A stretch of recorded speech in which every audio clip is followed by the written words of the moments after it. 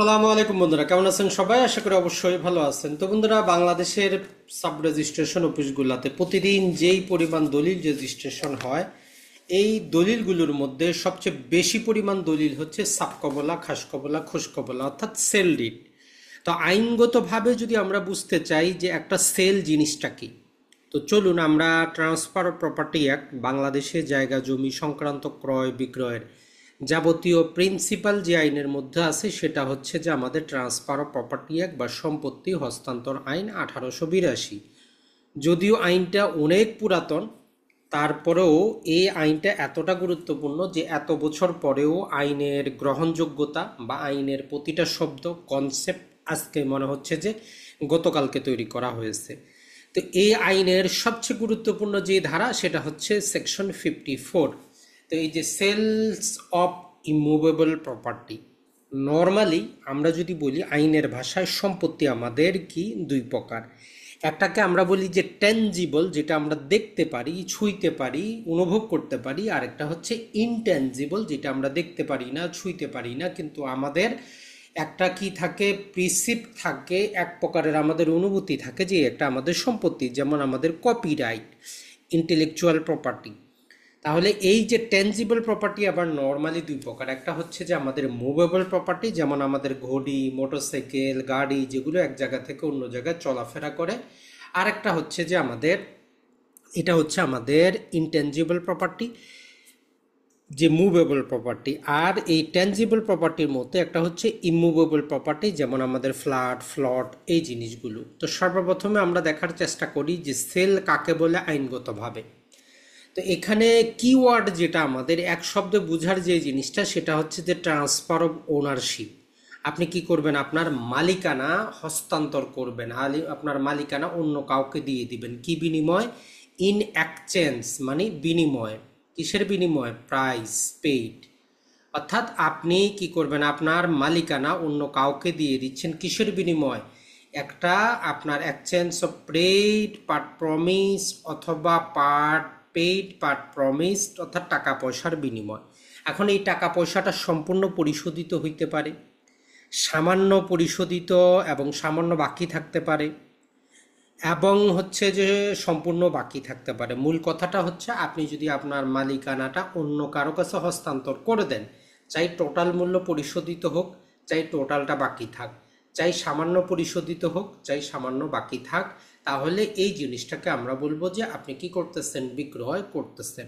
এইটা হচ্ছে আমাদের sales of immovable property section 55। এরপরে আমাদেরকে বলতেছে যে সেল হাউ মেড। আমরা এই ইমুভেবল সেল জিনিসটা কি সেটা বুঝলাম, এখন এইটা কিভাবে এইটা করা হবে। তো এখানে তিনটা জিনিস তারা বলে যে যদি টেনজিবল হয়, অর্থাৎ যে জিনিসটা আমরা স্পর্শ করতে পারি, এই রকম যদি আমাদের স্থাবর সম্পত্তি হয়, ইমুভেবল প্রপার্টি হয়, অথবা অর দিয়ে বলতেছে ইন কেস অফ রিভিশনার। রিভিশনার মানে ভবিষ্যতে আপনি একটা জিনিস, সম্পত্তি আপনার মালিকানা আসবে, আজকে আপনি ট্রান্সফার করতেছেন, অর্থাৎ or in the case of revision, ভবিষ্যতের ক্ষেত্রে। আদার ইনটেনজেবল থিং, অর্থাৎ অন্য প্রকার প্রপার্টি যেগুলো ইনটেনজেবল থিং, যেগুলো আমরা স্পর্শ করতে পারি না, এরকম জিনিস হইলে made only by registered document, তাহলে একটা লিখিত দলিলের মাধ্যমে হস্তান্তর করা সম্ভব। তাহলে আমরা সেল দেখলাম, মালিকানার হস্তান্তর, টাকার বিনিময়। কিভাবে সংগঠিত হবে? যদি ইমুভেবল প্রপার্টি হয়, যেটা আমরা স্পর্শ করতে পারি, দেখতে পারি, অথবা ভবিষ্যতের ক্ষেত্রে হয়, রিভিশনার ক্ষেত্রে হয়, অথবা কোনো ইনটেনজিবল জিনিস হয় যেটা আমরা স্পর্শ করতে পারি না, তাহলে সেই ক্ষেত্রে শুধুমাত্র লিখিত দলিলের মাধ্যমেই এটা হস্তান্তর করা সম্ভব। এখন কখন একটা সম্পত্তির দখল দেওয়া হয়েছে বলে আমরা ধরে নিব? তো এই জন্য বলতেছে যে delivery of tangible property takes place. একটা যে স্থাবর সম্পত্তি তখনই আমরা হস্তান্তর হওয়ার পর দখল দেওয়া হয়েছে বলে ধরে নিব হোয়েন সেলার, বিক্রেতা, প্লেস দ্য বায়ার, অর্থাৎ বিক্রেতা যখন ক্রেতাকে সম্পত্তিতে কি করে, তাকে নিয়ে আসে, or search person as he direct, অর্থাৎ ক্রেতা যদি অন্য কোনো মনোনীত ব্যক্তিকে করে ইন পজেশন অফ প্রপার্টি, যখন ওই সম্পত্তিতে ক্রেতা অথবা তার মনোনীত ব্যক্তিকে বিক্রেতা কি করে, সেইখানে নিয়ে আসে, তখন আমরা বলবো যে এই ইমুভেবল প্রপার্টির দখল হস্তান্তর হয়েছে। তো আইনগতভাবে তাহলে আমরা এক শব্দে বলতে পারি যে সেল মানে হচ্ছে টাকার বিনিময়, মূল্যের বিনিময় মালিকানা হস্তান্তর করা। এটা রেজিস্টার্ড দলিলের মাধ্যমেই করা সম্ভব। এখন আসি তাহলে কন্ট্রাক্ট ফর সেল, বিক্রয়ের জন্য চুক্তি, এই জিনিসটা আবার কি?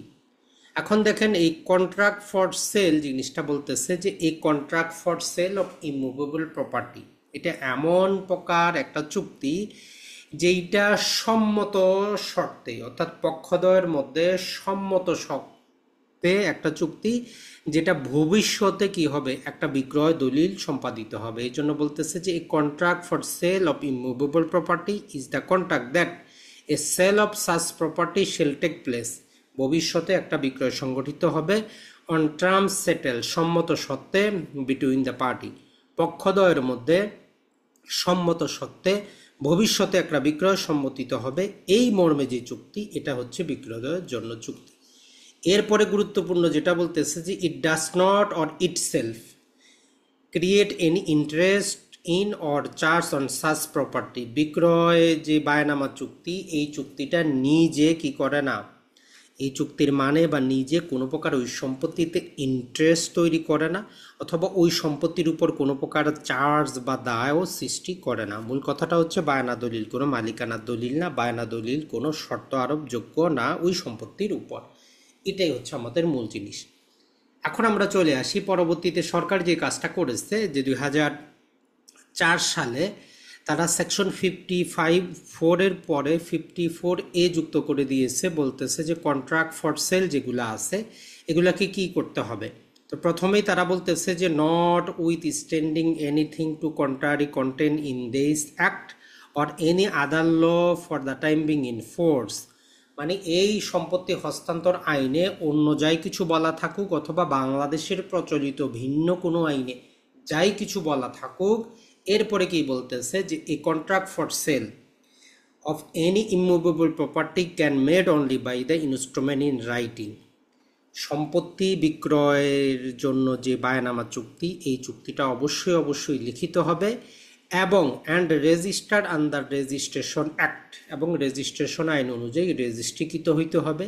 Whether or not transfer has taken possession of the property of any part thereof, whether or not, সেখানে কি হোক, যিনি ট্রান্সফারি, যিনি সম্পত্তির ক্রেতা, উনি চাই সম্পত্তির কোনো অংশের দখল গ্রহণ করুক বা না করুক, তাতে কিচ্ছু আসে যায় না, দলিলটা অবশ্যই লিখিত এবং রেজিস্টারকৃত হইতে হবে।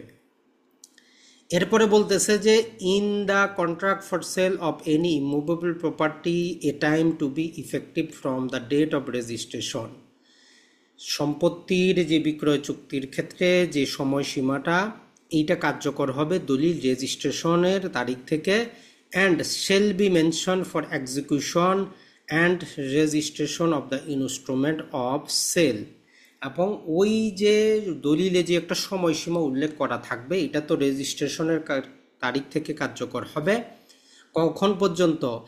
এই সম্পত্তির বিক্রয় চুক্তি সম্পাদন এবং রেজিস্ট্রেশনের জন্য তারিখটা। And if no time is mention, যদি আমরা দলিলে কোনো প্রকার সময়সীমা না দেই, 6 months শেল বি ডিম টু বি দ্য টাইম, যদি আপনি চালাকি করে বায়না দলিলে কোনো সম্পত্তির কতদিনের বায়না এটা উল্লেখ না করেন, তাহলে আইন ধরে নিবে আপনাদের মধ্যে 6 মাসের বায়নামা। মূল কথাটা হচ্ছে প্রতিটা বায়না দলিল লিখিত রেজিস্টারকৃত হবে, সেখানে একটা নির্দিষ্ট মেয়াদ থাকতে হবে, আর ওই মেয়াদ যেই দিন থেকে আপনি দলিলটা রেজিস্ট্রেশন করবেন সেই দিন থেকে কার্যকর হবে। আর অবশ্যই আপনাকে যে করতে হবে যে একটা সময়সীমা যদি আপনি না দেন, আমরা ধরে নিব এটা হচ্ছে আমাদের 6 মাস। এরপরে সেকশন 55 জন্য পৃথক ভিডিও আমরা তৈরি করব, সেখানে বিক্রেতার কি দায়িত্ব, ক্রেতার কি দায়িত্ব, বিক্রেতার কি অধিকার, ক্রেতার কি অধিকার দেওয়া আছে। এরপরে আমরা যদি দেখি যে 56-এ আমাদেরকে মোটামুটি বলে যে মার্শেলিং বলে একটা শব্দ আছে, অর্থাৎ কোনো সম্পত্তি যদি কেউ কারো কাছে বন্ধক দেয়, সেখানে যদি তার টাকার প্রয়োজন হয়, একটা যদি বিক্রি করে দেয়, তাহলে নতুন ক্রেতার অধিকার থাকবে যে বন্ধকি টাকার জন্য বা প্রথমে ওই দুইটা সম্পত্তি আগে বিক্রি করে পরিশোধ করা হোক, তারপরে তার কাছে আসা হোক, এটাকে বলে আমরা মার্শেলিং। আর 57টা খুবই গুরুত্বপূর্ণ, এটাতে বলে যে একটা দায়গ্রস্ত ঋণগ্রস্ত সম্পত্তি কিভাবে আদালতের মাধ্যমে কি করা যায়, ঋণ মুক্ত করা যায়। তাহলে এই ট্রান্সফার প্রপার্টি সেল রিলেটেড আমাদের 54 থেকে 57 প্রতিটা সেকশন, প্রতিটা শব্দই আমাদের জন্য গুরুত্বপূর্ণ। তো আমরা যারা এই জায়গা জমি ভূমি রিলেটেড বেসিক জিনিসগুলো এখনও জানেন না, বুঝেন না, বা নিজেরা শিখতে চাচ্ছেন যে কোথা থেকে অথেন্টিক সোর্স থেকে তথ্যগুলো পাওয়া যাবে এবং কোথা থেকে আপনারা কি করতে পারবেন, এই রিলেটেড ভিডিও তৈরি করতে পারবেন, আপ টু ডেট তথ্য কোথায় পাবেন, যাবতীয় কিছু নিয়ে আজকে থেকে রাত 9:30টায় আমাদের শুরু হচ্ছে ভূমি জ্ঞানের শর্ট কোর্স, মাত্র 499 টাকায়। আর সাথে আমাদের যে সাতকাহন বইটা আছে এটাও অফারে থাকতেছে, যারা কোর্সে অংশগ্রহণ করবেন তাদের জন্য। তো দেরি না করে এখনই যোগাযোগ করুন, আমাদের যে হোয়াটসঅ্যাপ নাম্বারটা দেওয়া আছে সেখানে। আসসালামু আলাইকুম, ভালো থাকবেন সবাই।